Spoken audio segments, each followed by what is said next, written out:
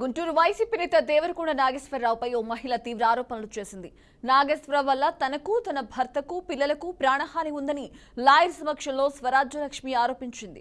తనకు రక్షణ కల్పించి నిందితుడిని అరెస్టు చేయాలని వేడుకుంది. అలాగే చుట్టుగుంట సెంటర్లో మరమరాలు, అప్పడాల వ్యాపారం చేస్తూ జీవనం కొనసాగిస్తున్నామని బాధితురాలు చెప్పింది. ఇక చిరు వ్యాపారం చేసుకునే తనను లొంగదీసుకుని తన భర్తపై 3 సార్లు హత్యాయత్నానికి పాల్పడ్డాడని ఆరోపించింది. నాగేశ్వరరావు తనను 2 సంవత్సరాల నుంచి వేధిస్తున్నాడని ఆమె ఆవేదన వ్యక్తం చేసింది.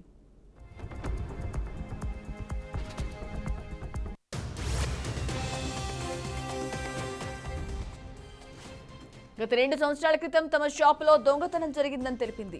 ఆ సమయంలో దేవరకొండ నాగేశ్వరరావు తనకు న్యాయం చేస్తానని చెప్పాడంది. అలాగే తాను వైసీపీ నాయకుడిని అని నమ్మబలికి తన దగ్గరకు చేరాడని చెప్పింది. అప్పటి నుంచి తనను శారీరకంగా వాడుకుని వీడియోలు తీసి తాను చెప్పినట్లు చేయకపోతే అందరికీ వీడియోలు షేర్ చేస్తానని బెదిరించాడని ఆరోపించింది. ప్రతిరోజు తనకు వాట్సాప్ కాల్ చేయాలని, 24 గంటలు తనతోనే మాట్లాడుతూ ఉండాలని బెదిరించాడని ఆరోపించింది. లేకపోతే తన దగ్గర ఉన్న వీడియోలను అందరికీ వాట్సాప్ చేస్తానని బెదిరించేవాడని ఆవేదన వ్యక్తం చేసింది. పౌర హక్కులకు భంగం కలిగితే అధికారులు చూస్తూ ఊరుకోకూడదని సీనియర్ న్యాయవాది శామ్యూల్ అన్నారు. ఇక మహిళకు న్యాయం జరిగే వరకు చట్టపరంగా పోరాటం చేస్తామని చెప్పారు. అలాగే మహిళకు అండగా ఉంటామని భరోసా ఇచ్చారు.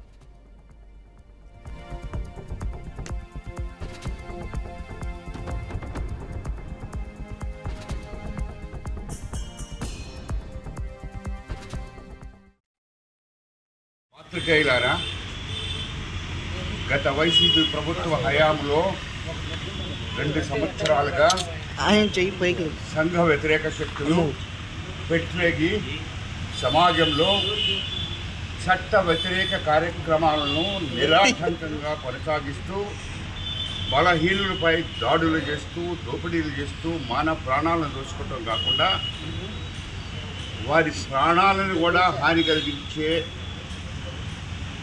ప్రయత్నాలు జరిగినాయి. ప్రతిసారి ఇన్నోసెంట్గా వాళ్ళ పేపర్లు రాసుకుని హాస్పిటల్కి వెళ్తాం, పోలీస్ స్టేషన్కి వెళ్తాం, న్యాయం జరగట్లేదు. మరి ముఖ్యంగా ఈవిడ గత 3 మాసాల నుంచి జరుగుతున్న పరిణామాల్లో స్వేచ్ఛా వాయువులు తీసుకుని వారికి ఒక నమ్మకం వచ్చి మాకు న్యాయం జరుగుతుంది ప్రభుత్వంలో అని బయటకు వచ్చిన నేతృత్వంలో ఎస్పీ గారిని కలిశారు, దిశా పోలీసుల వారిని కలిశారు, నగరం పాలక పోలీసు వారు కలిశారు. వారికి చెప్పిన సమాచారాన్ని వారి ముందు పెట్టడం జరిగింది. కానీ దాని మీద దర్యాప్తులు సక్రమంగా లోతుగా కొనసాగటం లేదు. చాలా సత్యాలు మరుగున పడ్డాయి.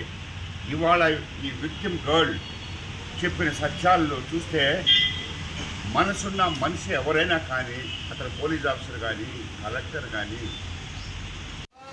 నుంచి రోజుకు 4,000 సార్. ఒక్కొక్క రోజు ఇంకా ఎక్కువ తీసుకెళ్ళారు సార్. నాకు కావాలి, నా ఖర్చులు కావాలని చెప్పి ఇంకా ఎక్కువ. ఎంతంటే ఒక్కొక్క 500 ఎక్కేస్తుంటే సార్, నాకు ఏది ఒక్కటే తక్కువ సార్. ఈ డబ్బులు ఆయనకి యాక్సిడెంట్ అయ్యి ఒళ్ళంతా మంటలు ఉడతా, పొయ్యి దగ్గర ఉప్పులో వేయించుకుంటా, అంత కష్టపడి ఆయన చేత నేను చేయించుకుంటే ఉదయం నుంచి 10 నుంచి 10:30 దాకా నేను రక్తం గడ్డలు కట్టుకున్నాను. తిరిగి సంపాదించి డబ్బు పట్టుకున్నాడు. 500 నోట్లు లెక్కేస్తుంటే ఏడుస్తా, ఏంటే నీకు డబ్బులు ఇవ్వబుద్ధి కావట్లేదా అని చెప్పి నన్ను ఇంటి రకాలుగా ఇచ్చించాడంటే సార్. 500 డబ్బులు ఎవరు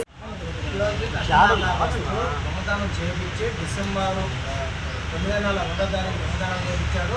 అది ఎఫ్ఐఆర్ కట్టించాము. మళ్ళీ 10వ నెల 2వ తారీఖు దొంగతనం చేస్తే అది కూడా ఎఫ్ఐఆర్ కట్టమని అడిగితే కట్టలేదు. ఐమారావు సార్ సిఐ గారు ఉన్నప్పుడు మళ్ళీ 3వసారి కృష్ణారెడ్డి సారు ఎఫ్ఐఆర్ కట్టాడు 9వ నెలలో మన జనవరిలో. ఆ తర్వాత నాకు యాక్సిడెంట్ ఫస్ట్ డిసెంబర్ 1వ తారీఖు తలకాయ బాధ కొట్టాడు. మళ్ళీ యాక్సిడెంట్ వచ్చేసి ఏప్రిల్ 8వ తారీఖు నేను విజయవాడ ఖరీదుకి వెళ్తుంటే కార్లో వచ్చి యాక్సిడెంట్ చేశారు. వెనకమాల వచ్చి నేను 4 కిలోమీటర్లు పడిపోతే అంబులెన్స్ వచ్చి నన్ను తీసుకొచ్చి గవర్నమెంట్ హాస్పిటల్లో జాయిన్ చేసింది. అక్కడ నేను మామూలుగా ఇలా చేయించుకొని వచ్చి మళ్ళీ ఇంటికాలు ఉన్నా. తర్వాత మళ్ళీ ఏది నా మీద ఇష్ట ప్రయోగాలు అన్నీ చేయాలని ప్రయత్నాలు చేసి నన్ను చంపాలని ఒకసారి నాకు కూడా తెలవదు. ఒక 10 మంది కుర్రోడు ఉదయాన్నే నేను సాగు తీసిన ఒక